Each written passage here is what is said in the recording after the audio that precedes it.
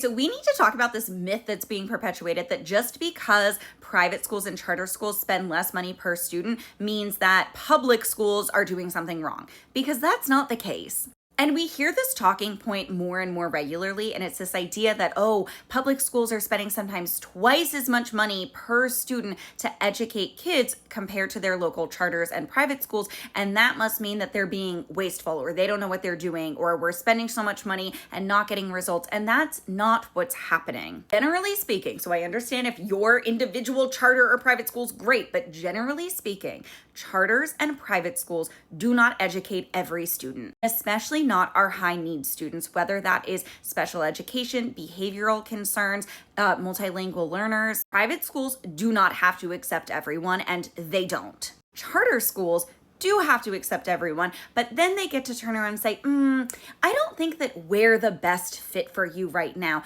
And after a certain date in New Jersey, it's October 15th, the money stays at the charter school, even when the charter school kicks that kid back to a public school. Not to get too in the weeds here, but a big part of why public schools, especially larger cities, spend so much per pupil is because they happen to have populations that need significantly more services.